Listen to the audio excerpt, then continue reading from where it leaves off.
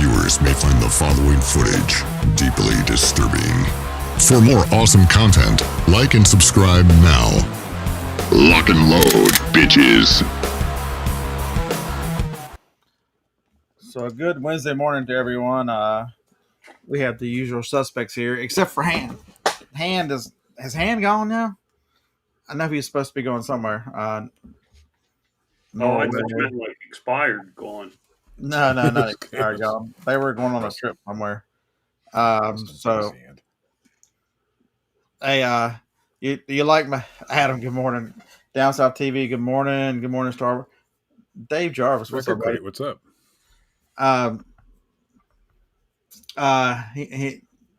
He may have left. Hey, good morning, Hank. So we did a podcast. So if you're not checking out the Profit Playbook podcast, it is a different dynamic with Primo. The comedians are taking over, and we're making it's a much better mix. I think that we were sometimes to get way too serious. So and it was hard for me to be a comedian whenever the other two are just holding down my comedy. They were holding down my comedy. So really talked about where we're going and what we're doing right now, because that's some of the stuff. Odie, what's up, dude? Are you under snow yet up there in Michigan? Isn't it about that time? Close. And so just happened to mention that I drifted back to Amazon temporarily because there's product opportunities right this minute. When you're a person that has chased discontinued for so long and discontinued shows up, you make a temporary swerve to go make immediate money for 3 or 4 weeks, and then you move back to what you were doing. This person decided, oh my God, he's failing at eBay, and now he's got to, that's the comments, he's got to go back to Amazon. I probably make more than all of y'all part-time. Well, Danny, if that's your real name, dude, it's really good that you're in New York City and you hide behind whatever it is. You've got 2 cabinet videos up there and never mentioned a word. I've never even seen your name before. Be it all of a sudden you're some kind of expert on reselling that you're part-time and you're making more money probably than everybody on the panel. Well, then start your own YouTube channel, genius. If you're more money on the panel and I don't start my own YouTube channel. Is that that's who you are? If you can't understand that my business model is me. I don't care what you think. I'll answer questions. I'll try to help people see things. You can't be me. I can't be you. I don't want to be you. And so why does it bother you so much? What kind of flex is it, folks, that you sit back in the comments? I've never seen your name before. And you go, he's failing.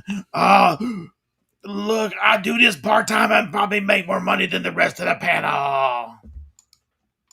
I mean, I don't get it. Does that, you think this is some kind of dick measuring contest, Danny? That you get. Whoa, there's a hand. That you get to hide and up in New York City or wherever you are and just shout from afar. Is that what the internet is? Yes, that's the internet in a nutshell, actually. So congratulations, Micro Danny. You have lost. See you, buddy. I don't think it's about how much money you make anyway. It's about if you're doing what's right for you. It's important, folks. Mary, good morning. It was good to meet you in person this weekend. I had a lot of fun. Joni had a lot of fun. It was we had a lot of fun in Greenville, Tennessee with the Reseller Locker Room Podcast Meetup. And just in case y'all know, for the rest of the week, Beard Queen Picker is Beard Queen Picker, and he is a failure because he lost to me in the beard contest. No, I am the OG. I won the beard contest, damn it. Edward, good morning, man. Good morning. It's the podcast, and even on this my channel, we try to help people, try to help you see things different, try to tell you what we're doing, so maybe you can get some ideas, because you can't all 4 people on this panel are completely different. And as much hell as I give Todd about not promoting, the vast majority of his stuff I wouldn't promote anyway. It's just a lot more fun to give Todd hell. And you can you should be able to learn from Todd and go, well, maybe there's a different way. Well, and John has built a huge business. Maybe there's a different way. I am currently building from a lot of things that I've learned from John a channel off to the side, and how do you fund it? I'm just here. How do you go, oh, wait a minute, squirrel? There's a retail arbitrage opportunity. What do you mean? If I spend one day a week going to buy these products, I can make $4,000 to $5,000 for the day. How many of y'all are turning that down? In the chat. Well, you didn't tell me what the product was, so I got to turn it down because I'm too damn lazy to go find it. I looked at one store and didn't see them. I mean, how many people are going to turn down that kind of infusion of cash each week? I've had to order new boxes for it. It takes a little bit of shipping. Probably spends 2 days a week now with this product. I've done it for 3 weeks, and as long as these stores keep restocking, I'll keep buying it until it runs out because it's discontinued. It sells on eBay too, and this it just doesn't sell as fast. Like yesterday, I picked up 62. Last Wednesday, I picked up 78. I found other stuff while I was there yesterday. Why do you care so much to criticize someone and microflex on someone? It was simple to be, man, beer changes at the blink of a hat. I hope this is successful. How hard is that? So I went to one store. I actually went to one store looking for that, but I didn't find any. But remember that store I took you to when you were here that had the old bicycles in it? Yeah, that was cool. So I went in there because I thought, well, he has some of that kind of stuff in there. So I looked, and he didn't have it. But I went over to his little glass case there. He's got all these old video games, and I mean, ColecoVision. I mean, old stuff, really old. They're way overpriced. But he had a Polaroid SX70 in there.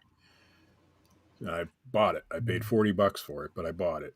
The fold-out kind, the good one. And I sold the camera for $75, and I sold the case it was in for $25. So I made $100 walking into that store just because I was looking for the product you were looking for. So JT, I haven't decided on the 411 yet. We did a podcast on Thursday, and if I was going to do it, so there's 3 of them this weekend. The 411 starts Thursday. It starts in Leeds, Alabama, and goes up through Knoxville. That is Thursday, Friday, Saturday. There's also one, the Highway 101, which is in Alabama. It's from Moulton, Alabama to whatever that Tennessee first town is in Tennessee. It's about 60 miles. And then there's another 40 minutes from that, the Trash to Treasures, the Highway 25, 50 miles on the Highway 25 in Mississippi. It basically runs from Iuka, Mississippi, where Johnny's parents actually got married. And the story there is, as much as y'all make fun of Alabama, they couldn't get married in Alabama because she was 14. So they went to Mississippi to get married. So any joke that you want to say about Alabama, just change it to Mississippi because it is Mississippi. And so Iuka, Mississippi, just north of Iuka, Mississippi for 50 miles south. I got a buddy who's doing that one. Maybe I catch up with Joe, and I don't know what we're going to do. I don't know how much Johnny's going to want to do. Yeah, 14. Yeah. I mean, they were married until she passed, and then he passed. So could be worse, I guess. Times were different. 100% times were definitely different. My grandmother got married at 16, and my grandfather was 26 at the time. So yeah, it's hard to judge until you've lived in those times. They're putting a false morality. That's the thing I love about, off on a tangent, the day and time that we live in, the false morality and how we will look down upon things in history, as we are some of the most evil, sin-consumed, obsessed people to have ever lived. Is kind of strange. Odie said his dad's family did the same thing. And My y'all, family probably went to Mississippi. I'm guessing. Who knows with my family? you did see some interesting Alabama. So I bet they came down pretty quick, Gary. Uh, that's what happens when you lose at home for the first time since COVID. And I learned my lesson with Florida State. I ain't bothered nobody. It's just I'm glad we won. Can we win the next one? But it's you've got to learn this thing. These businesses are yours to build. You've got to understand what you want to accomplish and what's good for you, and tune out some haters. Are going to be haters. You know the internet has made them brave, and you know they're probably in a basement. They've never left home. Their mama feeds them, and but they know everything. They are the most successful. You know, this personality and this screen name is the most successful person ever. Their whole thing in life is they are going to create keeping the persona straight for who they're tormenting online because they can invent whatever they want to be. I saw the Cubs won Odie. I saw Boston beat the Yankees too, which is kind of yeah. That's both my teams winning in one day. That's winning. I think my team won. The Tigers. I pull for the Tigers. So I do. Since all my family was from my dad's family was from Michigan and my dad was a huge Tigers fan, I do pull for the Tigers. But it comes so few and far between that they make anything. They're like the Cubs. So I saw a meme the other day that the Tigers got into the playoffs despite their best efforts. Okay, that's good. Yeah, because I mean sometimes they're bumbling idiots, but it is what it is. Hey Sue, good morning. Good morning. Been through it. So I met some cool people up in Nashville. Not Nashville, Greenville. It's north of Knoxville. Got to, you know, the wonderful thing about YouTube is I've met some really really nice people. Philip, good morning. And so I got to spend time with one of them this weekend. I enjoyed. So you know, Johnny and I love Jennifer. She's a outstanding human. So she was there. So the three of us plus Kevin, Tennessee Picker. Good morning, Kevin. Man, Kevin, I enjoyed the time this weekend, man. A lot of fun seeing you again. We had the four of us rode around the yard sales and then went to a flea market. I had an outstanding time. Just carried on with those guys. All of us picked up cool stuff. Kevin and I didn't want to buy that much, and Jennifer wanted to fill the van because she sells so much on whatnot. And turns out me and Kevin bought just as much, which I'm amazed by what Jen's able to find. And then she's up buying again today. She knows her craft. She does. And then Sunday morning, with a long drive back, Joni I'm like, Johnny, do you want to just skip the flea market this morning? And I'll come back and get you after the flea market. And so Jennifer and I got up and went. We met Mike, Deaf Pile Picker, and Jimmy Old School at the flea market. And those guys bought even more stuff Sunday morning before driving back. Mary, how was Buc-ee's when we were there? We got to Buc-ee's earlier than y'all did. I think we got there about 11:30, 12:30. I don't know what time zone we were in. I think we're still in the Eastern time zone. It was a madhouse. You couldn't hardly get in the parking lot.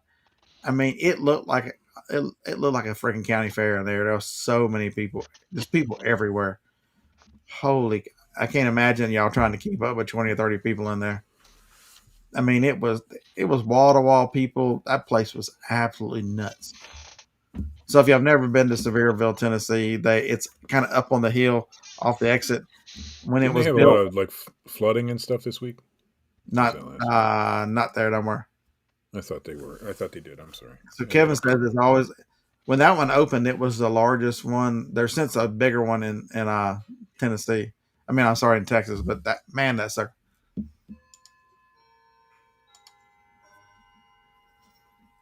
It was, but I had to get ready for the auction because Monday morning I have to load in the auction Monday morning. So I was just trying to get back home so that I could get more work done. He said at the Gatlin there was flooding. Gatlin I saw bypass. some down that area. I just wondered. If that Bucky's gets flooded, there's a lot of problems in this world. It sits way up on a hill. It's like a beacon on the hill the way it sits above that exit. I heard about the one that's coming to Ohio. But that's on the other side of the state. I mean, we won't see one around here forever. What's it? Probably on I-75 or something. I forget. I think it's down near Cincinnati, ain't it? But Somewhere down that way. a great time. A lot of really, really cool people. It was cool to hear stories about what people sell. You know, met a person who only sells Boy Scout stuff, Boy Scout memorabilia. And so he came up, introduced himself because I told y'all if y'all want to talk to me, you come say hello because I'll be sitting over in a corner somewhere, and just cool the way. And so asking him about sourcing, he's like, I built a website and and has a lot of traffic to the website and has done some advertising for it. So he says a lot of the sourcing comes to me because as you show these things and focus only on, and here's the beauty of focusing on one item, you become the expert. So people look to you. Oh, wait. Woke me up. What the hell did you say? Run that back. Okay, I said this. No, focusing on one. So like focusing on Boy Scout patches. Where the hell did you hear something like that? I don't know. When I figure it out, I'll let you know. And interesting, you know, his approach to how you become the expert and how you get your name out there was to build a website and build Facebook stuff. And it's a slow grind, but now he, you know, That's even to the point, 1,000,000 ways to resell. I mean, it's just as different as people's personalities, you know. And there's no right or wrong way, folks. If it's making your goals and working for you, that's the part everybody forgets. I know I get very hard-headed about you have to have systems and processes in place. I don't know what happened. My screen went white. Systems and processes. That's if you are doing this as a business. Todd does not do this as a business. He may operate like a business because of his mindset and the way, you know, but he does it for fun. He doesn't. He could shut off eBay and be done. There is a difference between. But then Gwen is going to kick his ass because he has to stay at home and he's not taking her anywhere. You got to realize he married young. You know, she might decide that she needs a younger model because she is a younger model. No, but you're 100% right, John. It's what you make. Can you improve all the things you do on your business? Absolutely. But the thief of joy, the thief of all this is comparison. And nobody talks about that enough. The thief of joy, the thief of everything. You want to kill your positive momentum. You want to kill anything you do. Compare yourself to others, and then because you can always find. This is the weird thing about the human mind is you can always find something good in someone else that you will not see the good in yourself. You don't give yourself the benefit of the doubt, the things that you do very well, and that others look at you and go, man, I wish I was that buttoned up in this part of that business. And you're looking at someone else the same way, and you never give yourself credit for the fact that there are some things that each one of us is very good at in our own right, but you don't give yourself credit. And so the comparison is you always compare what you think is your absolute worst against what you think is their absolute best. And it is nothing but destructive. I am a living example of what you just said. I think I have not the comparison stuff with the self-esteem type part of that. And it's a hard thing to get over. This show helps though. Oh, Odie, so many people The that not hide good enough behind, part. and Bridget, good morning. Everybody that hides behind the fact that, oh my God, I can't tell people what I do, man, you're missing opportunity. Yep, that I agree with. Yes, You're absolutely missing opportunity. But that's the amount of opportunities you lose from that, I can count on one hand, one finger, one time somebody didn't sell to me because I was a reseller. I remember going in Goodwill and listen, I'm a very quiet person, unless you when was this? but I'm, because of my nature, I have to be honest about what I'm doing because it's not like I can hide in a Goodwill. I can't hide in Walmart. I can't hide in Rite Aids or Walgreens. I'm a very loud person, and so I walk in and I laugh about being a reseller. Scott's been with me when I've done it. Speaking of Rite Aids, they're tearing ours down probably as we speak, building a Circle K instead. So John's right. Without the, a lot of people want to know, and I'll start making a video documenting this. Why open a third store? Why do things different instead of just plowing everything into your main store? Because it finally occurred to me that, maybe try something different. If build it from scratch, build it with everything I've known for the last 12 years. And that means a lot of stuff that I've learned from different people, including a big chunk from Grumpy. I need to write the book, what I learned from a grumpy bastard. Maybe we should start an account. That actually is a good book. I've got 32 items to ship this morning out of that store. Nice. Out of 1,600 items, if I didn't have locations and all that stuff in it, and it was in my old store and the old way of doing things and those things, man, I'd be ready to shoot myself knowing that I had to hunt for 32 items this morning. What happens to me? But knowing the 32 items are over here and each one of them has a location and it shouldn't take 32 gold off that shelf. Oh, you think the commenter is trying to teach me that AI doesn't work? Oh, well, good for him. It doesn't work. It doesn't work. Yes, I would never have listed the 2,000 items in the last 2 months. I struggle to get 5 or 7 listed in a day, 10 listed in a day.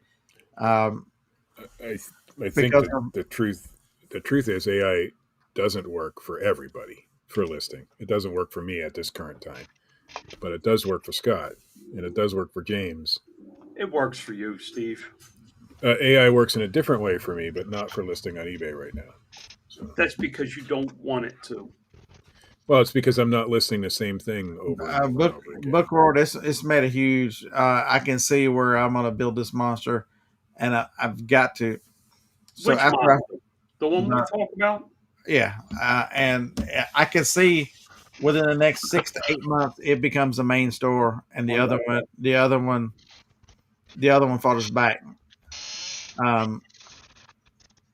To where I'm listing things that I love to list versus everything. The opportunity I say, it just means I'm going to push a lot more things through auctions. If I only had another auction, but anyway, I could do it every week. But Book World, it was not in my wheelhouse. That's the thing, but when you see an opportunity, and that's what I don't get. Maybe it's just me. If I see an opportunity, I'm willing to take a chance on it. It's building the new store, or whether the opportunity is, hey, here's this discontinued item. This can fund this month, next month by just picking these things up and then giving me 5 days the rest of the week to do it, and taking all the pressure of sales off, because if you've never sold on Amazon, you don't have a clue what you're talking about. So I picked up those 70. Last Wednesday, I went to all the stores. I picked up 78 items. Took me all day. I started listing those on the way. This was Wednesday. On Friday, I was completely out. understand this. I had them listed for over a week on eBay, didn't sell one. So I took them down because the inventory, I needed the inventory to sell on Amazon. And on Amazon, I sold 78 in 3 days. I listed Book World, the question is, or the answer is that I'm not selling more than one of an item. So the AI lister doesn't work as well for me because I would have to make a single batch for everything because you got to do it by category. If you didn't have to do it by category, I would continue to use it. Oh, you're talking about that lister that list. Yeah, I use AI in other aspects like crazy, but the AI lister isn't that particular. The one that lists easier. You list by category. DVDs. If you got 1,000 DVDs, good, you're good to go. If you got 1,000 books, you're good to go. But if you got sheep and a pair of eyeglasses and a pair of AirPods, it doesn't work as well for somebody like that currently. That's the point I'm making. But for Scott, where he's listing a certain item and listing it over and over and over and over again, a certain group of items, it works perfectly for that stuff. I did it for DVDs. So Mary, so many people make, and see, you take the very right approach. That's amazing. I've never been in that world, but so many people compare the two together who've never done the Amazon and can't understand the sales volume it's hard to explain if you've never sold on Amazon. It's hard to explain the sales volume. It's hard to explain the opportunity. If you have a product that is in heavy in demand. So how many do I have to ship out? I have 15. I have 15 open orders from yesterday.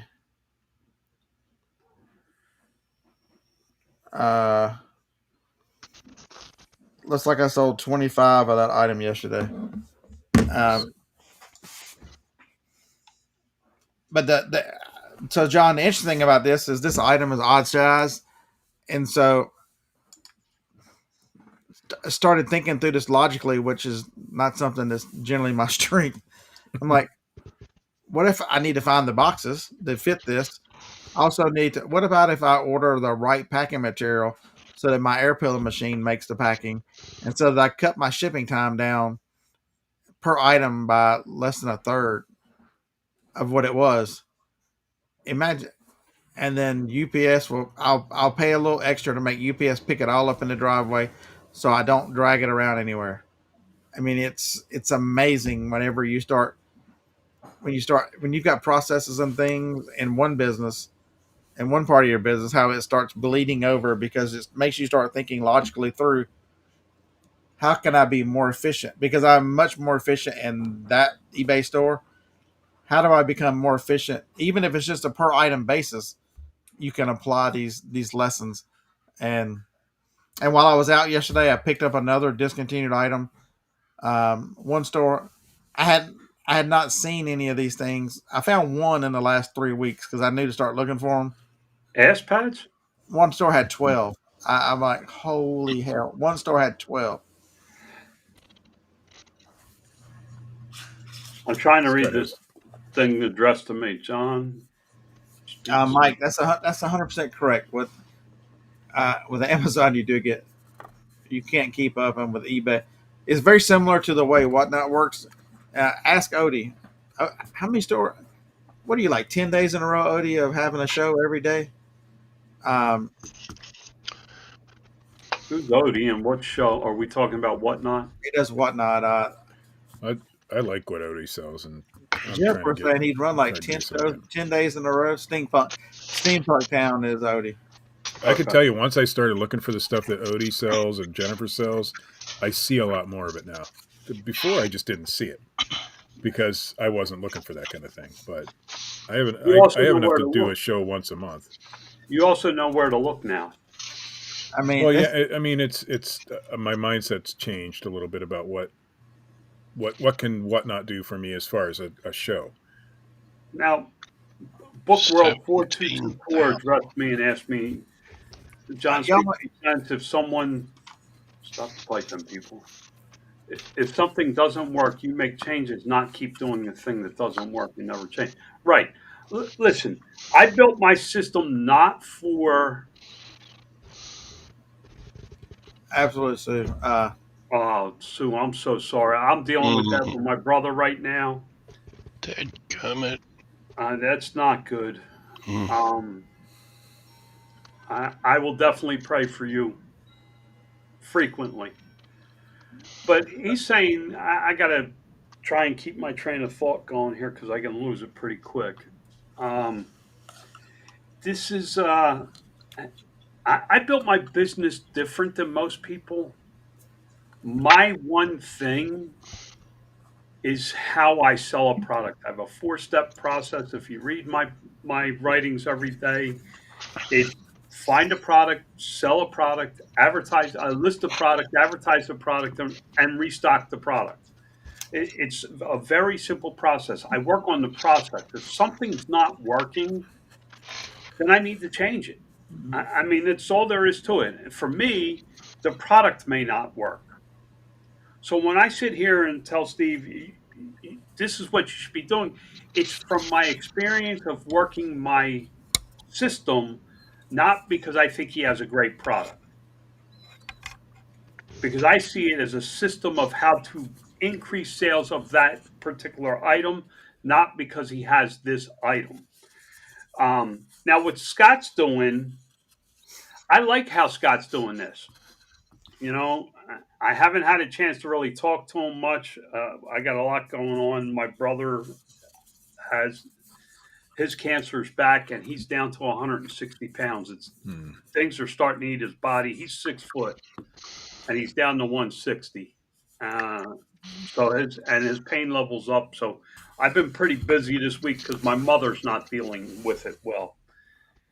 But Scott, I told Scott this when we talked. I said, "You got to give me 6 months selling the same product over and over."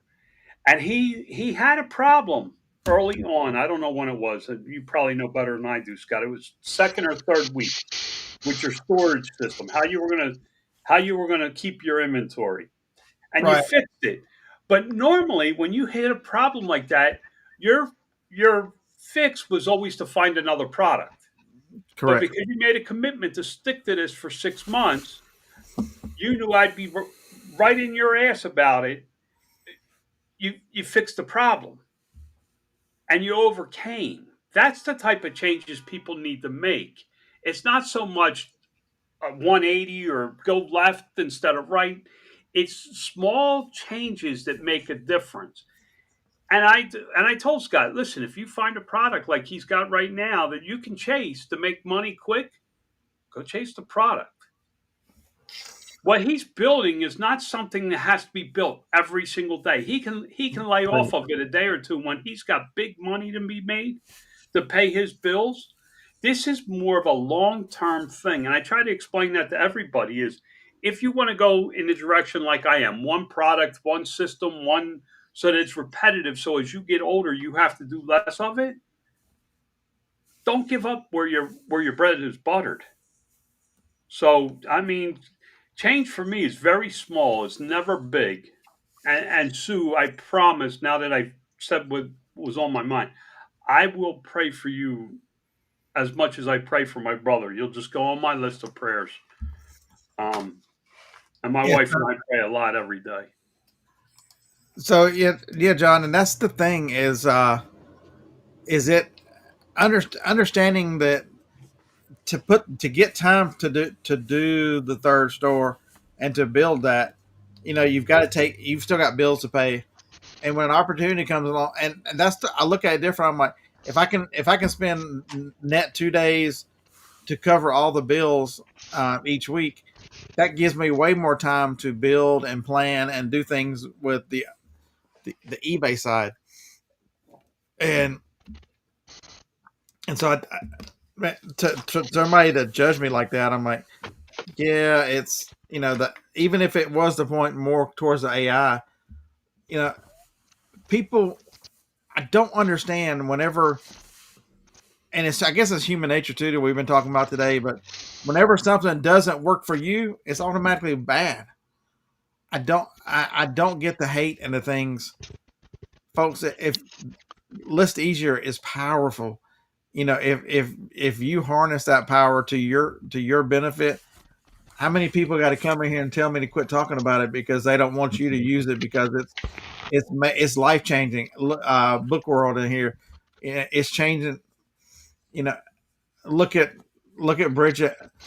But Bridget, it's not it's not for everybody. On the other side of the coin, it's not for everybody. That doesn't make it wrong though, and so many people think.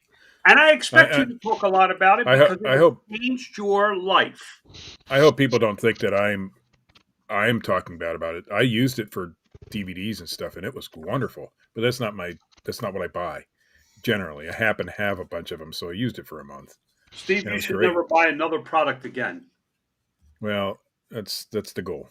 So, although no, that's not the goal. The goal is to be able to do that for fun. To do the eBay stuff for fun and do the other. Listen, guys, and I did it yesterday. Steve showed me some things, and him and I talked in PMs and private messages on Facebook or whatever the hell you call them this week. These freaking kids change the slang all the time. I could have very easily gone down a rabbit hole, and I did go down a rabbit hole of design. What would I do? And everything. And honestly, I could see myself doing it because I don't want to sit here anymore. I need to get up again. My belly's coming back because I sit. And I was out in the garage yesterday, like, well, if I did this in the garage, I could put this there, and there, and I'd have to be out there more, which means I would be up more. I miss that. I built myself into this box. I'm okay with it because it does give me the freedom, which is something we don't talk enough about. What level of freedom do you want? But the benefit, John, Timothy multicolor right now. Yeah, his will do 4 colors. Currently. So the benefit, and John talks about the committing to 6 months, is, man, not only do you learn to sell the product, but you learn so much about the categories and what to source, it has been eye-opening to. But did you learn how to list better in the category? Did you learn how to advertise better in the category? Did you learn all the little nuances, the little dials that you can turn in a day to improve your sales that you wouldn't have learned by having 100 different items trying to list? So you learn that category is different. Like I can send off offers. Offers don't do anything in the main store. I sent off last night, a couple hundred offers at 20% off. So far, there's been, nobody's bought anything. Sales a little slow in the media store the other day, and I could send out 58 offers. I had 7 people buy stuff within 24 hours. The percentage of redeeming on offers has been in that category has been much higher, which is you don't know until you start selling. Thank you for mentioning offers, because I just went to check what I have on offer, and I have the wrong picture on an item, so I just fixed it. Thank you. I even saw one item that I didn't catch that I had the wrong listing up first. I've actually done really well with sending offers out on my main store. Well, I only have one store, but I sold. What did I sell? I sold something fairly decent yesterday from that. I send offers every day. But the stuff that I knew, you learn how to sell those items and learn how to source those items.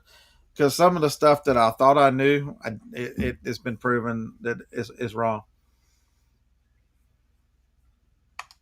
I can't believe I did that. Huh.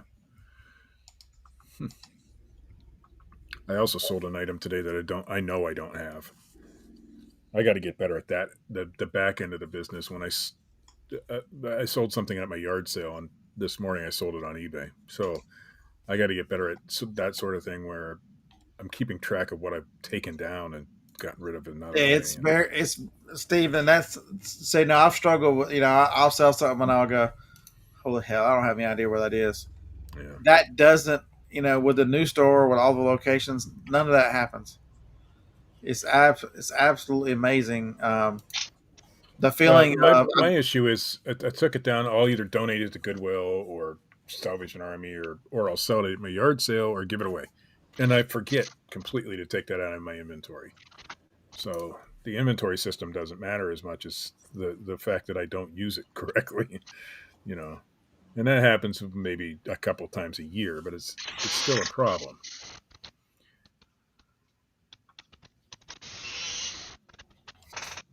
Now that thing should sell. Yesterday at the Goodwill bins. That's where I was when I was talking to you yesterday. By the way, John, I was at the Goodwill bins because right now that's my bread and butter is buying hats and things there to sell.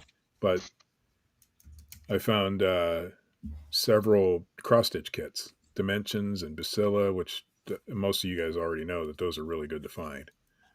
Which is surprising to me because all the other resellers passed them up. I wasn't the first one in that bin. So. Oh, that's nice. What do we just? I'm here and half paying attention, but I got to validate my ID with Amazon, or they're not going to pay me. Well, that's probably a top priority then. It's just a regular. Is that that's like a sunroom you're in, right? I think I've asked that question before. Yeah, but I turned it in.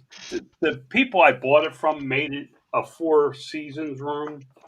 Right, I like it actually. It would be nice to have that.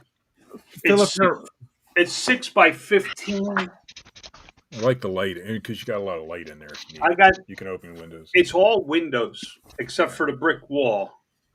Yeah, so Philip, you're right. A lot of the issues in social media, the jealousy becomes hate very quickly. And a person is jealous of someone's success or what they've accomplished or what they're building, and so instead of instead of saying I hope your success continues. I like what you've done, or maybe thinking I can learn from this person. Let me try some of these things. No, it's you were born with a silver spoon. You suck. I can't believe I do this so much better than you. It becomes hate immediately, which is unfortunate. Kevin, how is the government shutdown supposed to affect me any? It won't shut down. As long as how many times do they say that the government's going to shut down because the Republicans did that or the Democrats, and then at the very end they all get together and they didn't last night. It's supposed to shut down today. Yeah. As long as the post office is open, I don't see where it would bother me any. I don't. That's right. The Social Security payments and those kinds of things are all on automatic. All those things are protected. So the stuff they're trying to scare you with,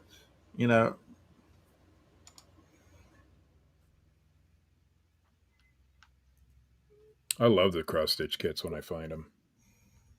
I mean, some of those go for $150. Not the ones I found yesterday. I saw one. It was a Christmas one. About within the last month. I think I got $80 or $90 for it. I paid a quarter for it at a yard sale. The best one I found yesterday is about $35. But still, I mean, it's pretty much free money. What do those weigh? Nothing. So one of the brands that's really good, folks, is Bacilla. I think that's how you pronounce it. It was one of the Bacilla stock Christmas teddy bear stockings I found that sold. I did get one Christmas one yesterday, but the rest were not. But they still sell. Bacilla and Dimensions Gold is technically. Ron, well, we need some good news, Ron. So we'll celebrate with you, man. That's incredible news. Awesome. The 11th anniversary, and I hope you are around for a long time, Ron. You were an example of fight like hell. So, the fuck did I want? I do not take. I'm the worst eBayer. I don't take advantage of coupons. Do you get a lot of repeat buyers? Let's say in your media store. I am right this second. I have one person that's bought $300 in the last 4 days. Wow. That's cool. You did what? That's you good. bought? I have one person who's bought $300 worth of media in the last 4 days. And then that's not all one order. They're coming back to order. Yeah, they're not, and they're ordering all the same category. Sweet. That's cool. Yeah, but it's not a business. It's one person that's going to buy for a little bit. He may be a collector and come around once in a while, and you just hit a vein that he doesn't have. But you can't change what you're doing based on his. No, not on one repeat buyer. No. No, I'm not changing, but it shows me the value of the category of items he's buying. Yes, because it makes you stop and think, why would these things sell? And it's because they're not available. It's hard to find that in that genre in digital music, and so you've got to go back to physical media to get some music, and that's an opportunity.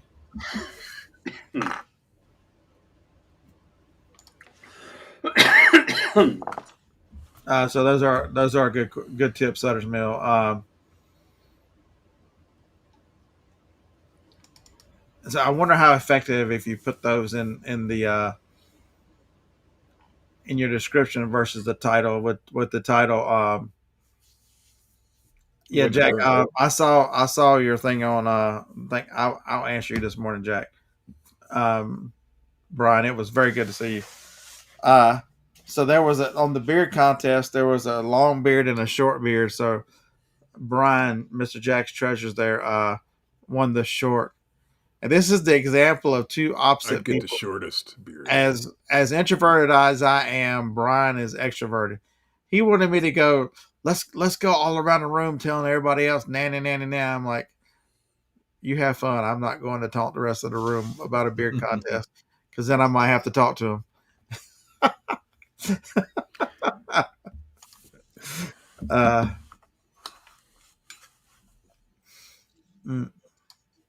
It's funny, you and I especially. I know John's not that way. John will talk to anybody, but you and I especially, being able to do a freaking show every Wednesday morning because I cannot go. I cannot just go up to somebody and start talking to them.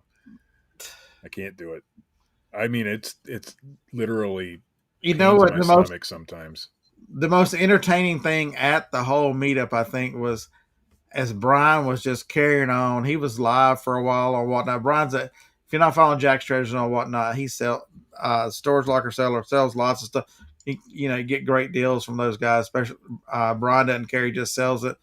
To watch his wife Tracy, the number of if you can cash the number of eye rolls, and she's like, you could just read her mind. Brian is at it again.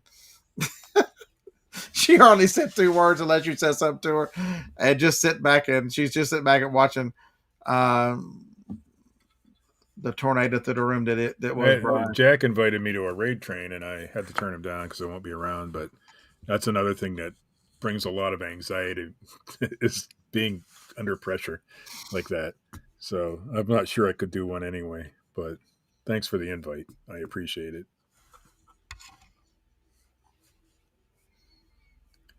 Pressure. Hey, I got to get over that because Kevin, you're not allowed to come in here and say anything, Kevin, when you just bail on us. I'm going to be there, and you leave me with Death Pile. What the heck? I think I might have developed the Big C from secondhand smoke from Mike. Holy boy, that dude! I won the beer contest. Tracy puts up with a lot of but damn, Kevin really hates on me, don't he? I was really looking forward to giving you hell, Kevin, and you took that away from me. And so, damn it. Jack, I know I would be good at it. I just know that the time leading up to doing something like that would make me so nervous I wouldn't be able to get out of the bathroom. So, Martha, it was in Greenville. I'm weird that way. It was in Greenville, Tennessee. The Reseller Locker Room podcast was the one to put that one on. It's all I can do every you never once a week said or so to do a show. Ken, you want somebody to pay? Go with me. I always pick up the check, no matter where we are. Don't I, Scott? Absolutely. No matter what you say, you ain't winning that battle. I didn't give up on that battle. And you ain't eating chicken at a freaking steakhouse.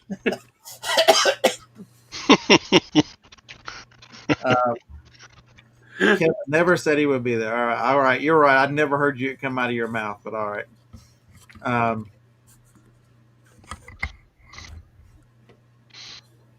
But it was a lot of fun. Area was really good for sourcing. Actually did some RA in that little town on the way out of town. Did get at that store. So thought I got a ticket. What the hell's a raid train, Jack? So what? Yeah, I'll let Scott explain it. So a raid train basically, John, is on Whatnot. You'll get a group of sales like Brian Jack's Treasures that would be doing raid train. He say the category is going to be this. We're going to sell all toys, and he get like 6 or 7 people together and go, we'll all sell them. You have a time slot for 30 minutes, and then so for 4 hours at 30 minutes a time for 8 people, all the people they just send them to the next seller, So the people, they would stay together. It can be channel to channel for like shows. Original Kev. But if you got somebody big like Paul Philly Flipper will do one, you got somebody who's going to you put them at the front, hoping they'll bring a big audience, and the audience will stay. So it's a good way to sell stuff. It's a good way to get seen. The real Kevin. The original, the OG Kevin. Yes. And I was good with that OG Kevin. I enjoy spending time with you. You're a good dude. Not the Commonwealth's not a good dude. It's okay. I had plenty of jokes for Commonwealth, and he just ruined that. I funded Kevin's trip to the. I funded Kevin's trip to the meetup, just so you know. Oh, Kevin, you did Tennessee Picker, yeah. With that hat, yeah. I picked his brain about what made that hat special. Oh my God, I didn't even know. But I'm so glad that Kevin got it. I really am. It could have been anybody else in the world, and I would have been upset, but not with Kevin, or maybe somebody like Kent who buys a lot of hats off me. But you would have been upset if I got it? No. Oh, you know what I mean. Somebody who I'm glad somebody I know got it instead of some random dude that happened to show up. So on Whatnot, Steve sold Kevin a hat for $20, and Kevin sold it for $600. Yeah. Whoa! And that's my fault because I didn't do any research. And I told them when I sold this hat, I did not research this hat. I was afraid to, because if I wanted to give them good deals on my show, yeah. Guess what? I'll be researching next time.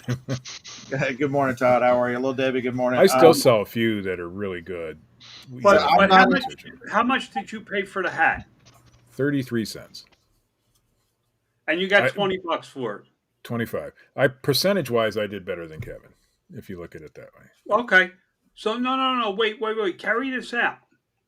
You got rid of inventory to the point that you're able to continue further, right? Yes, sir. That bought how many more hats does $25 at 33 cents buy? A lot. When we sold that lot. Remember that lot of Pokemon cards we sold for big money? Oh yeah. I didn't have a clue what they were. I never went back and went, oh, I should have gotten more or any of that. Mm-hmm. The only thing I wanted to know out of that was what made that lot so valuable, because we all know it was 1 or 2 cards. Right. I don't know if we ever figured it out. You probably had some early, first edition. I have an idea of what it was. I had a see-through. There was 2 see-through cards there in Japanese. I have a feeling that's what they were. It doesn't matter. And that's how I looked at this one. I felt like I got a fair price for it. And Kevin feels like he got a fair price for it. So he did get a fair price for it. Yeah, we both win. I won because I could go buy a shit ton more hats to sell to Kevin. Kevin spent way more than $600 with me. I'm sure of it by now. So the same with Kent. And sometimes they overpay. Spent time to research the hat. He had to get the right pictures for the hat. The right buyer had to hit. You could have seen that the hat was worth $600, and you'd still be wiping your ass with it right now because it's sitting on the shelf, not selling.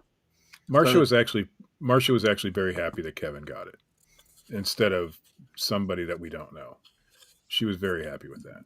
So, and she's the same mindset I have. We made our money on it. Kevin made his money on it. We're all good.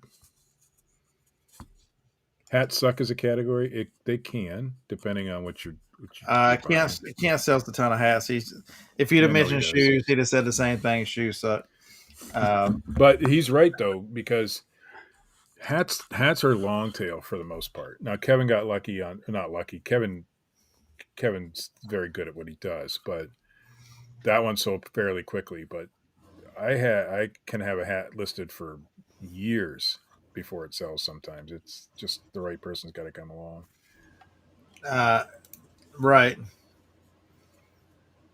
I'm coming for you, James. I am going to start listing all my hats, and I've got probably a good 500 of them right now. That's going to be my winter project. Yeah, if you're going to sell that kind of stuff, make sure. Somebody said Jishgalt was in the chat. Support Jishgalt, his little program. Let's see, you can use code Beers Not Worthy to get you. It'll get you absolutely nothing. Still no code, huh?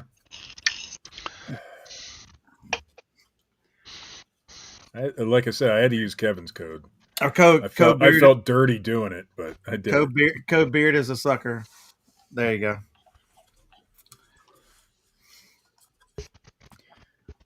Or you can put code, since I won the contest, you can put code Beard is bona fide. That'd be a good code.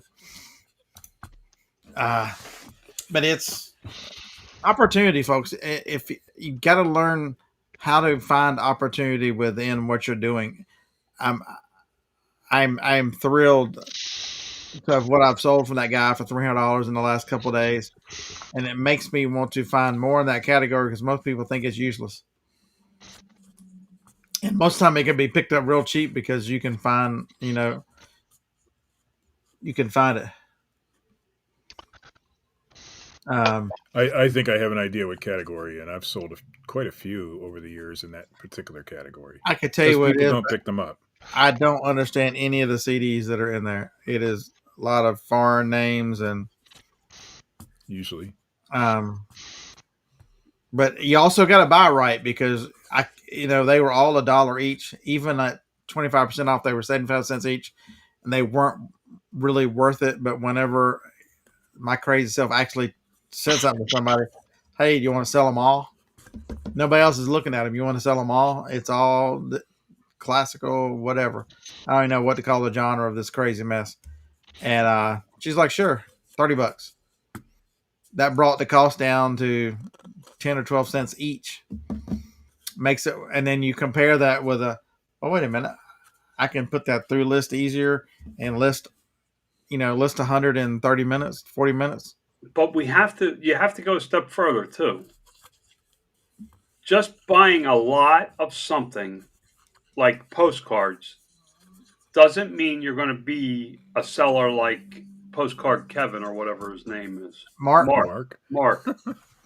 Postcard Kevin. It was a good shot. There's like 3 people named Kevin in the chat, so you had a good shot.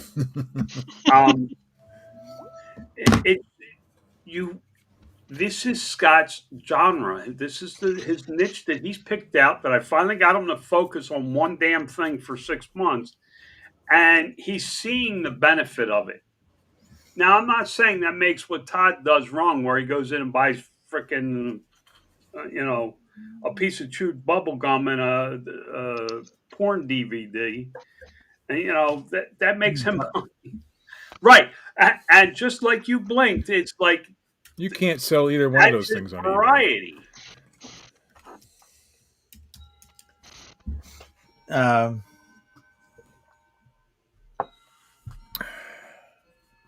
But it makes you. There's so much opportunity, John, that you don't see. Everybody knows the popularity that it is 80s metal and 70s music, but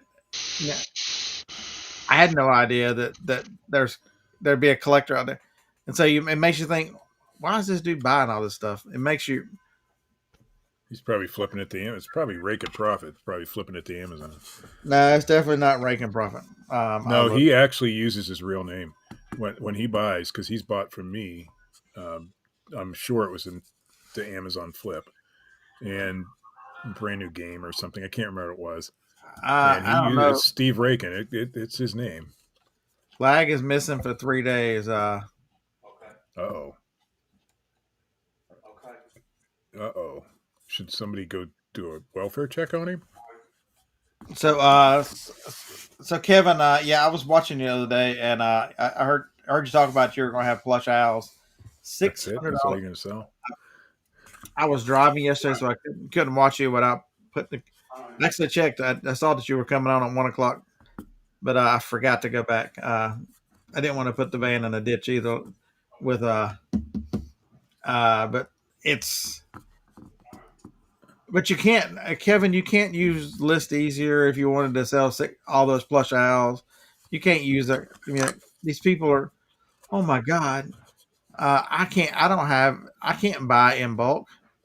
It's amazing when you start putting things together and listing in different way that you all of a sudden realize how many of something you have. This is just the hats I got yesterday. I can buy in bulk.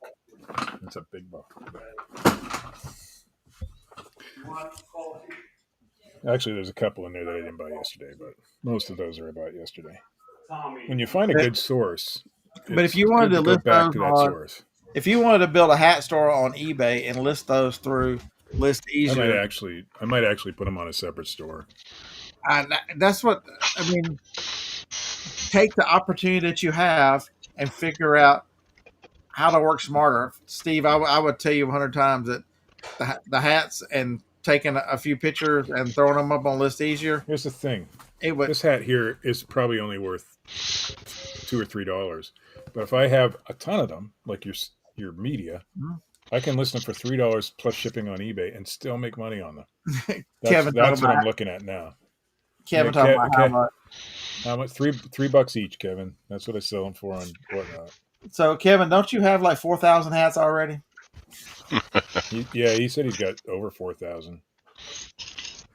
That's a lot. He's got me beat for sure. Now, I've had that many over time, but he's got that many right now. I know. I've had that many over time. I probably got 500 right now. Yeah, beginner. Kevin's probably a beginner too compared to Kent. I don't know. It's an attitude. It's a way you've got to train your brain, because where's your mindset? Do you see? I don't even know what that is. Do you see opportunity, or do you just see the negativity and go, "Oh, that won't work for me"? Or do you look at it as something, an opportunity, and go, "How can I make that work for me?" Is that, do you explore the possibilities in your mind of, is there things I can do to take advantage of an opportunity, or are you just negative? And so many people are just negative. Oh, that wouldn't work for anything I do, therefore I hate it, and I'm gonna tell everybody else they should never use it. I mean, why does that? Social media, if you let it, can be so negative and terrible to you. I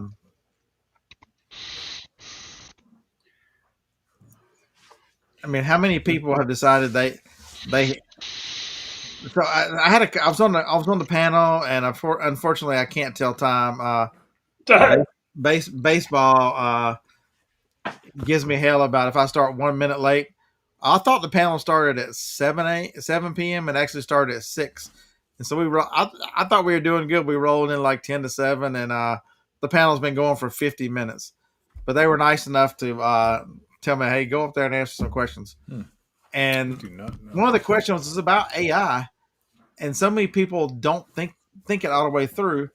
So, and I think this is Commonwealth Picker's fault, is because he never teaches people. He just talks about the gossip of the day. But I'm looking it up. Grumpy John, wherever John, he's gone off the now.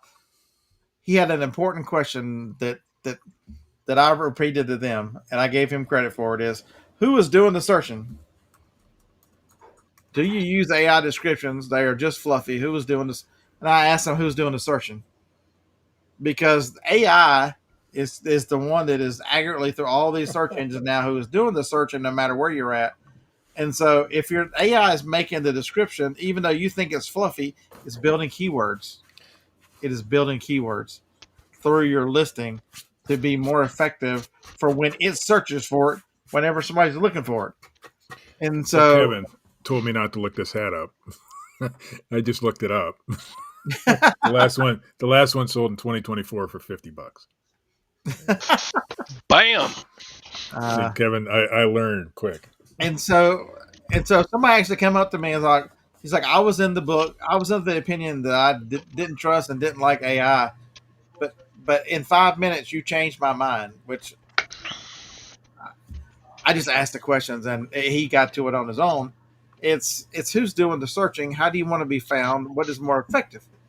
And it is AI doing the search. So it is looking for certain keywords. No matter how long you've been doing this, things are changing and search is changing and being seen is changing. And if you don't go with it and understand, is your business going to die today? No. Is your business going to die tomorrow? No. But slowly. So James is in here. James is a great example. James is a beta tester. He's a great example of using of List Easier and the power that is and how it has changed his business and changing his life. But he is a smart enough guy to go, wait a minute. I was no good at my listings that did so well in eBay for all these years, 24 years. I need to redo with AI because they're not being seen and they're not being sold and they can be more effective. So he's working on going through his old listings, and I think that's incredible. But it's those listings are going to be even worse not seen unless you fix them.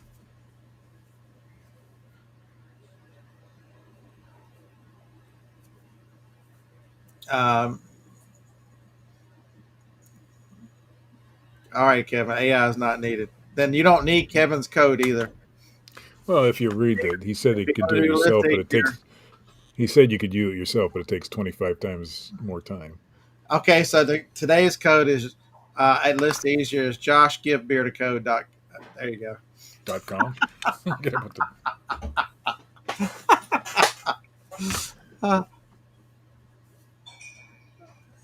What was the one last week? Rednecks aren't worthy. I still won't look up all the hats.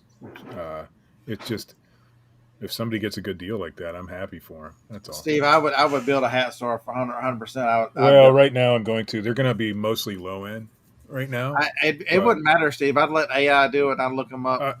The thing is, I'm getting a little tired of hats, to be honest with you, selling them the way I was on Whatnot. I love doing it, and I love giving those guys the deals, and I probably will continue to do that. But you get a buildup of hats that didn't sell, and so those ones will go on eBay. But I'm getting a little tired of it. So it's going to be my winter project to list all these. At 25 times, might be even more. So today, Kevin, I will list probably 100, 150 media items. You know how long that would take me? And without List Easier, you know how long that would take me, for God's sakes? I would never do it. If I had to do it by myself, I would never do it. I did about 300 DVDs last year before this AI stuff came out. And it took me days and days to do it because the motivation wasn't there. But when you can take 3 pictures, 4 pictures, and have the AI do it, yeah, the motivation becomes a lot better when you're doing that sort of thing. And you can do them all in a day or two or one day if you want. And Josh is not lying when he tells you the time. How do you build a third store and continue to take care of the 80% to make sure you don't go broke?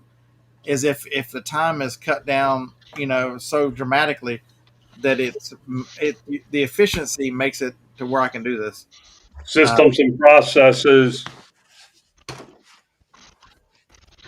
Go ahead. I'm going to try it. I still have List Easier for a little bit longer. I think Lori's calling you again in the other room. No, she got her coffee. She's happy for an hour.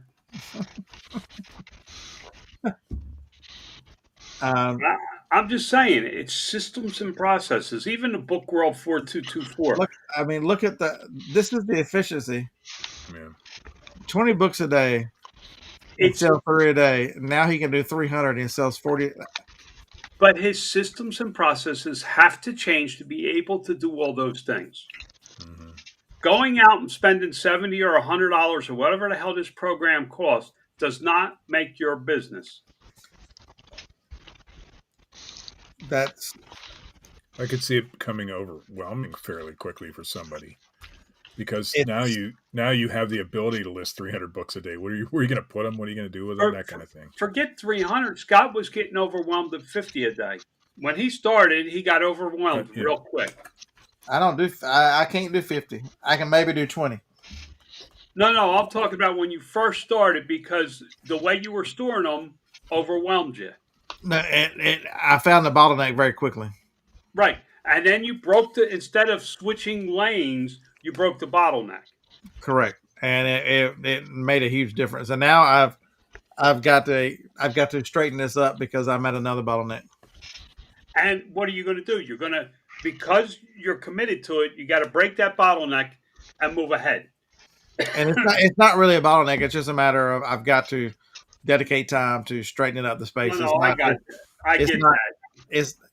I've put the bulk order on hold for a couple of weeks in order to give myself time. And I'm a pressure kind of person. I'm a last minute kind of person. So I'm just going to go ahead and make the order today, and then start the clock ticking. Davis Jarvis says, I need an AI polybagger. They call that an automatic shrink wrapper. Mm. It's amazing what you can do with one of those things. I don't know how I can't even tell you what year I bought mine in. We spend about $1,000 a year on maintenance of it. It was 18. I think it was 18, John, 17 or 18. That thing has paid for itself 10 times over. I laid off an employee, a full-time employee, when I first got it. Yeah. Now we don't even use it. I'm looking to get rid of the damn thing. Well, there you go. He's got a truck. Grumpy's got a machine where he's going to sell. Buy it from him. There's your AI. And he's 100% right. It's got a heat tunnel. You put it in one end, and it comes out shrink wrap, poly bagged on the other. It's amazing to watch. It's fun to watch.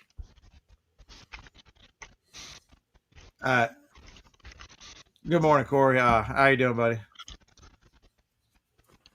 These things are wonderful. I tried watching you guys for a minute or two while I was riding around, Corey, but I'm like, y'all need to charge Chris for all the free business advice that Chris gets personally. We got to come. He's got to start. Chris got to start playing. Buck Mountain. His name is Buck Mountain Barn on YouTube. Hey, Books, if I was in your position, and I started out selling books years and years in the 90s, I had thousands of books back in those days. So I understand that position, and I wouldn't slow down just because I didn't have a place to put them. I'd find a place to put them in. It was the point I was trying to just say. The same as Grumpy, you'll break that bottleneck. We would charge. Not always. A lot of people see a bottleneck and go, "Okay, that's." I got to change gears. I got to switch lanes. I got to go do something else. Yeah, I was just saying that was one of the obstacles you're going to run into is now that you got the volume, you've got to find a way to take care of that volume. Because the volume will eat you. Yeah. When I was doing jeans at 30, 40, 50 pairs a day, if I did not have a system and a process to buy, list, and ship, and you can add that to your eye count there, frickin' Dingleberry, it wouldn't have worked.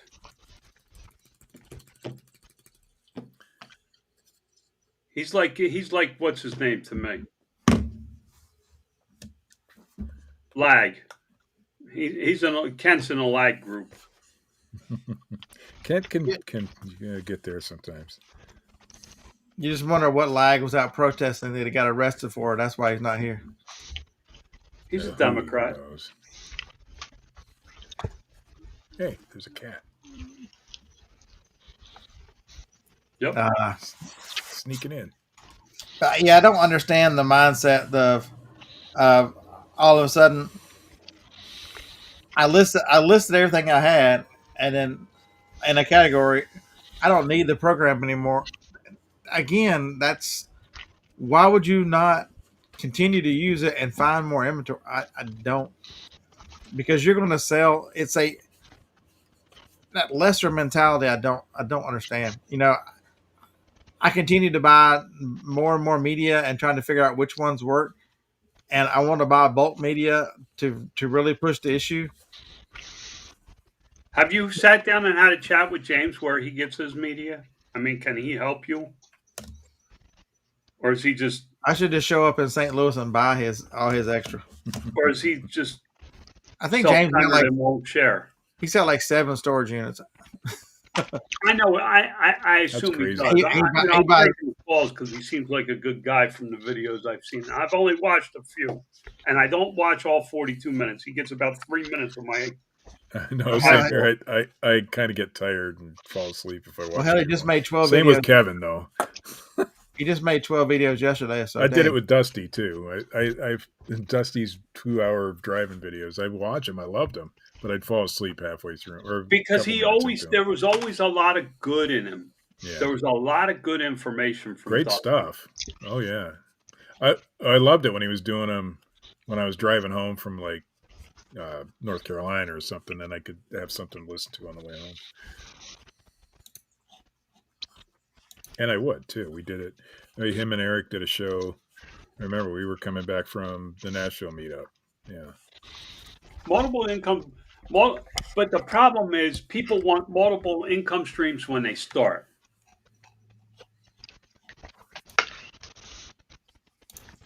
Yeah, see, James has a network of stores he buys from and stuff like that. But Ken's saying multiple income streams. Multiple income streams are great.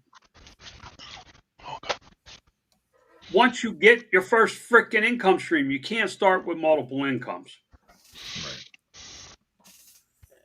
Yeah, Bookworm, I don't get it. I see that. I think the same way you do.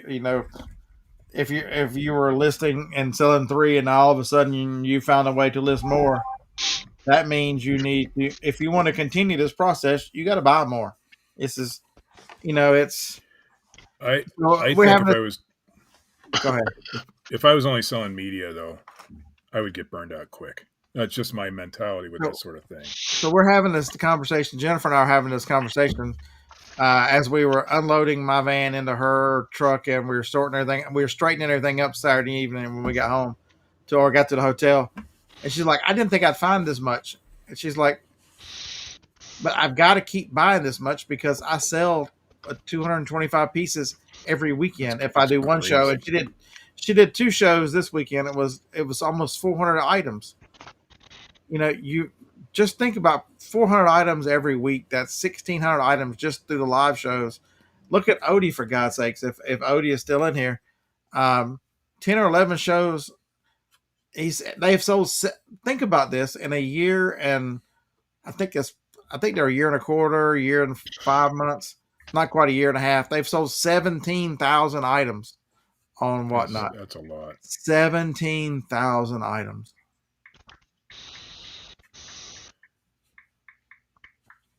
Craig, I think Goodwill outlets, some do. I think I haven't been over there yet. We have one. I need to go check out their media and stuff. I just haven't found time. I haven't scheduled. I just need to put it on the schedule for next week. Ours recently quit selling books, and we had a guy who just came in mainly for books, and I haven't seen him because it quit the Goodwill outlet. So I'm guessing that somebody came along and said, "Hey, we'll take all your books for a price negotiated behind the scenes," and now they don't sell books in the outlet anymore. So I bet you if you went to one of these places, you could. So what is an Odie or a Jennifer when they're doing live selling supposed? It's the same thought process. Do you want to whine and say, "Well, it's Whatnot's been good to me. I just can't find enough inventory," or do you want to figure out how to find the inventory to take advantage of the opportunity? This is not the AI version. This is the Whatnot version of the same problem that List Easier is causing some people. Is what side of the fence do you fall on? Do you cry and go, "Oh my God, I can't find it," or do you figure it out and take advantage of the opportunity? And there's just too many people that go that walk away from things and without maybe trying to figure it out. I'm going to say something probably very controversial. Oh Lord. Maybe reselling's not for them. That's so unlike you to say something controversial, John. But you might be right. So I think that you're going to be able to sell. I think that you're going to be fine selling without a program like List Easier, but it's at some point you're going to be competing against more and more bigger sellers, and you're slowly going to get squeezed, and you're going to fall in search rank. Even if you don't get squeezed, you're going to fall in search rank because you're competing AI with people. is going to look for certain areas of words and things that you're not doing that you don't even know you should be doing. I've been actually focusing on the Whatnot site anyway, on the vintage more than the hats lately, and man, I love doing that. So the one thing I would tell you about Whatnot, Steve, is if you look at Whatnot and listen to people, YouTube to Whatnot does not translate. Because remember the YouTube audience, it does skew a touch older. Which platform out there skews younger? TikTok. Yeah. TikTok to Whatnot carries through incredibly well. And so you figure these things out. How do you get? I don't know how to get promoted. Start making videos, putting it on TikTok and your shows. We're gonna start doing that. Oh, but I can't turn the camera on, Beard. I just want to sell stuff. We're gonna start using TikTok to our advantage for the Whatnot side of things, and probably for the 3D printing side of things too. Oh, I gotta. Hey, Jacob, I gotta plant my sticks today. Jacob brought me like 3 or 4 big sticks. I gotta ask Joni where does she want these sticks to go, and then I'm gonna take them and throw them outside in the backyard and see what happens. Oh, wait a minute, that's what Chris did.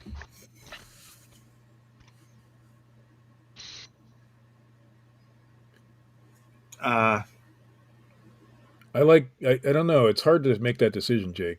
Be an everything seller or multi-quantity listing guy. For somebody, I love going out. It's the thrill of the hunt, And I think I need to get past that. I think I need to focus on more finding things that are going to sell for me over and over again, and that's where I think the 3D printing stuff comes in. But we're working on that. We're just at the beginning. We're scratching the surface on that one. So Kevin says his Facebook demo younger for him, that YouTube watch much more. I tell you one thing about Facebook, Kevin. I'm old, and you show up every freaking day asking questions. I regret that I ever put a comment on one of them, and now you won't go away. I actually saw Kevin's videos on Facebook yesterday for the first time. Yesterday, go away, the first Kevin. time. First time was Kevin. I can't get away from Kevin. I saw him, I think, on TikTok and now YouTube Shorts, and YouTube and Facebook now. It's like I live in Kevin's world, is what it is. On Facebook, on TikTok, on YouTube. I'm like, well, shit. And now if I click on district, it automatically goes. I'm like, oh yeah, and I get 17 emails a day. Such and such is live on district. Get off my lawn, Kevin. Quit sending me all these notifications. Dang. And plus with List Easier, can't get rid of him either. Damn it. Which Kevin? The one not in Tennessee.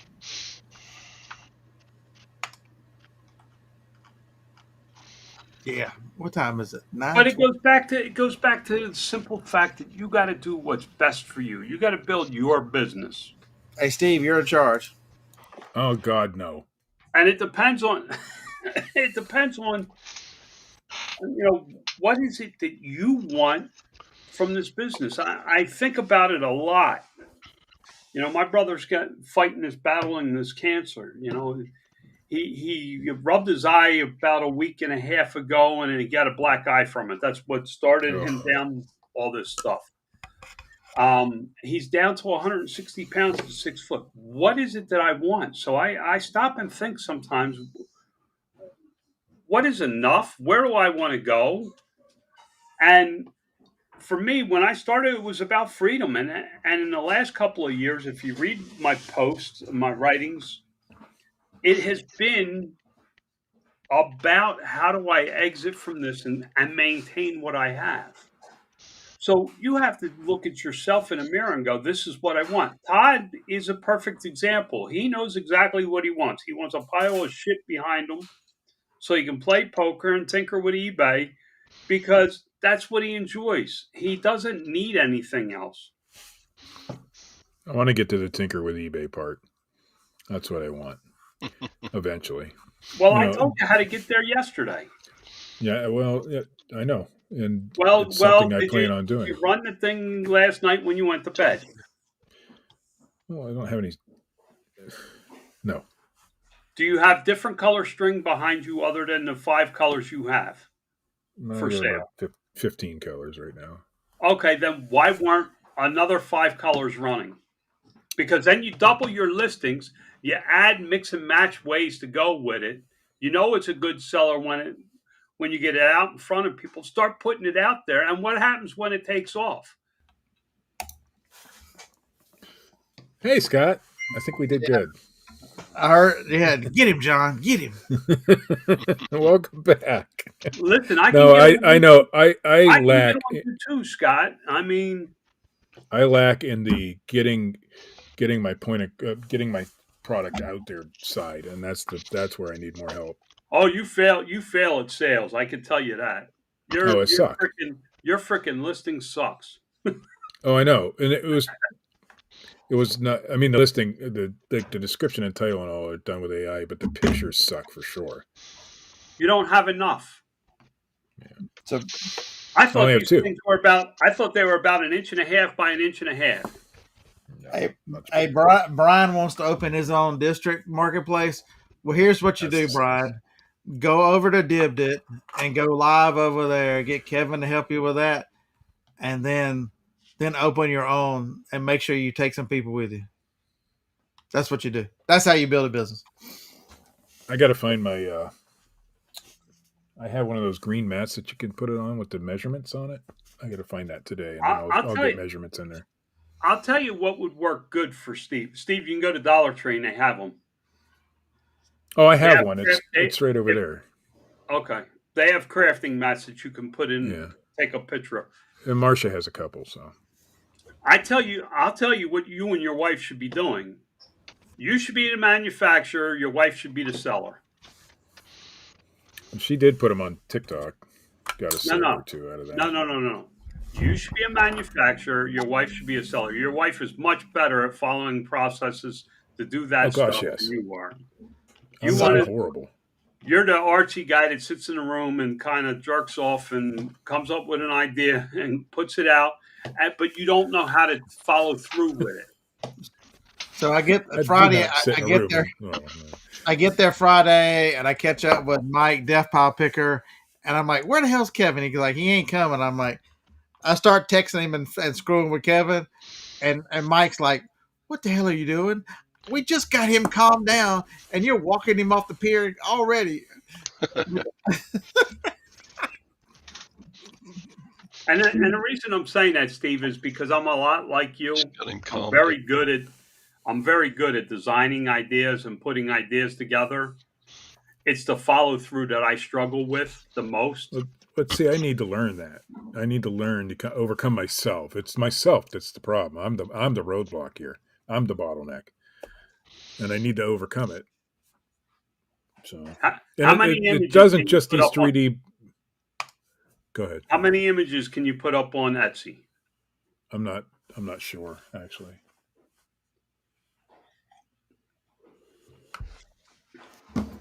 If you were the customer, what images would help you buy it?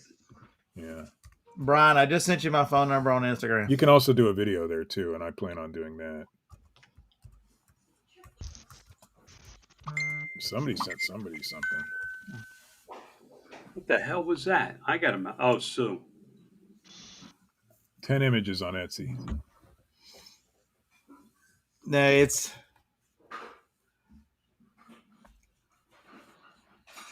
so so somebody in the chat, I don't know who it was, said that without the it's truly not a business without the processes and all those things, and that's and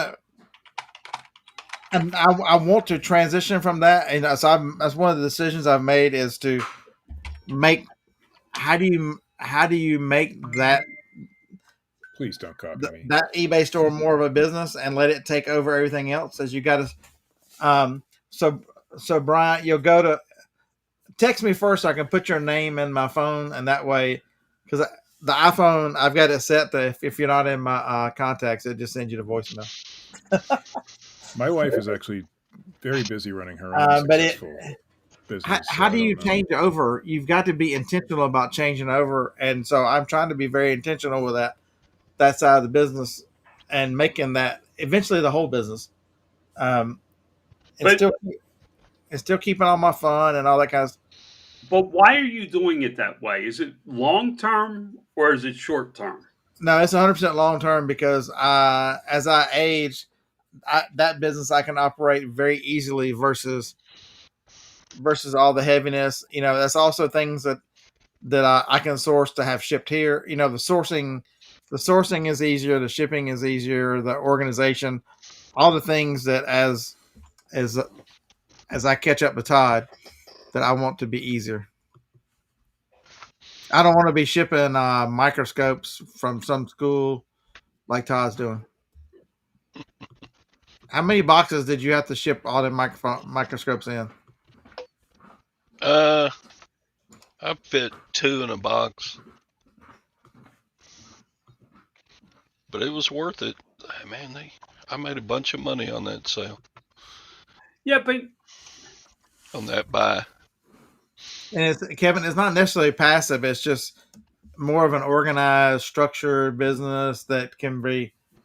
The sourcing can be brought in. The storage is easier. I could also, once I get a spot cleaned over there, the kid's going to start taking over doing a lot of listing because if you're buying in bulk and you're putting in one price, it's just that it becomes just manual labor at that point. Are you doing it that way where it's just one price on everything and you don't look any of it up, or is it? For the most part, I'll scan. Like I'm gonna get a pallet of CDs, and so I'll look through any of the metal, any of the new stuff. Yeah. Or maybe it's just all, you'll look it up. Or maybe all the new stuff is just going to be one price.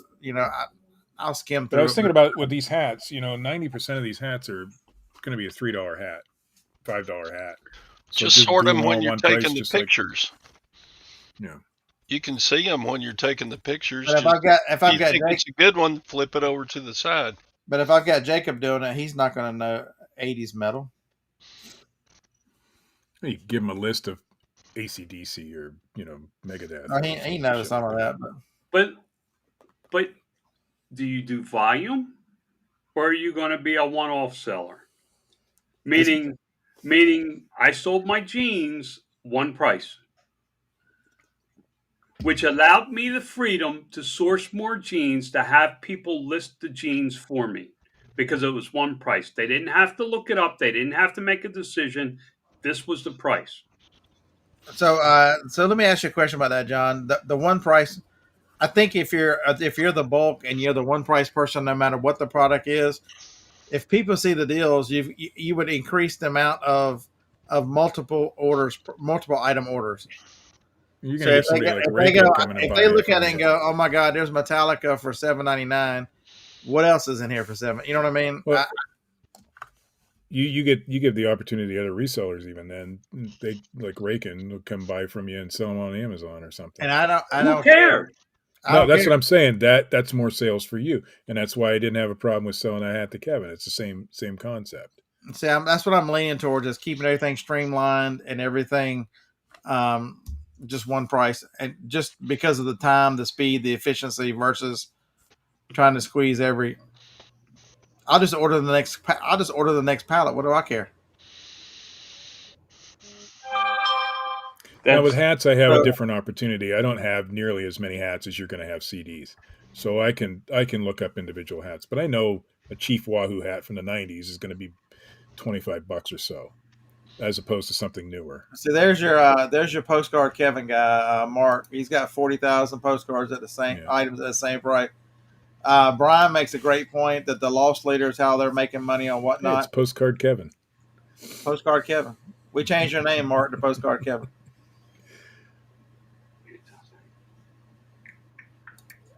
Can he just be that drone guy, Kevin? I agree with Grams and Pops. Everything is a loss leader on whatnot. Yeah. But you sell volume there.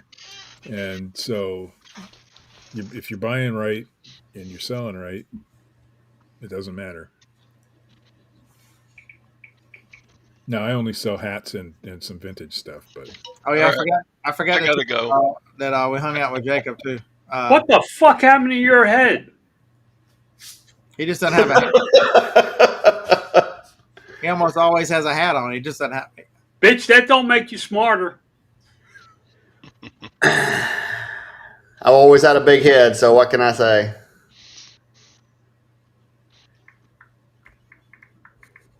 I actually, on some of my whatnot items, I get closer better than eBay. It depends on the item. So if that's a unit up there, are you in the hotel building? Depends on the audience. I am. Yeah. Is this the one you're saving for your own office? Yes. Is that why it's got the nice ceiling fan in it? Actually, they all have the same thing. I bought 10 of these when they went on sale, so these go in every one of them. But yes. Yeah, for those you don't realize, in the hotel building, he's actually building himself. One of the rooms will be an office. Whoa, wait! You bought a hotel? A motel, yeah. Yeah, that's the building. It's the one that 6 units. 6-unit motel. Dude. Yep. That's the one he's had, John. Point. He's been working on it for a couple of years. I didn't even know he had something like that. That's cool. Yep. You know, I'm looking for opportunities. I love Steve's idea, and I told Steve yesterday I would run it. The first thing I would do is put in a print farm.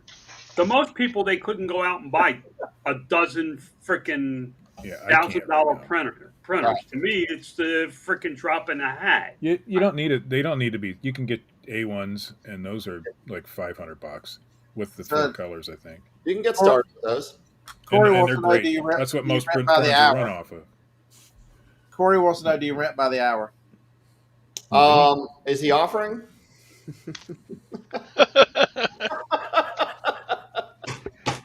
Some people only need a couple minutes, but oh well, you know. Well, you figure it out. You put a roll on the end of the bed so you can just roll the sheets through, and then like that thing on the doctor thing. Yeah, I think. Yeah, exactly like that. Exactly like that. You know, I'm almost willing to pay somebody to come set up a print farm for me to print one item.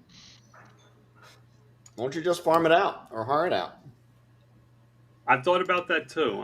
there are print farms for hire. There's and they'll do the whole fulfillment for you. I don't know. I guess I'm not looking at it as an investment. I'm looking at it as something that drags me off my ass. Oh, okay. Well, that's a different story. Can I sit here and make more money? Absolutely. I can make a lot more money spending 3 hours finding a product like that. Sure. Yep. Are those for addresses or for IDs? Nothing like that. Okay. If I hold the whole thing up, you'd know exactly what it was. Oh, okay. I remember. We've talked about it off the show before. Yeah. Okay. I remember now. That's probably, based on what I see, Mm-hmm. that's like a $2.5 million industry on Amazon right now. Yeah. With one seller. Right. That's what I was going to say. There ain't nobody competing there. Yeah. That's awesome. That's awesome. And it's because of the machinery it takes to make to manufacture it. Yep. But we have a process. That's the competitor. That's what's on Amazon right now. Mm-hmm. Yeah. We now Hey, do it great. like this, right? Mm-hmm. Yep, much better. I don't know if you can see the black lines on it.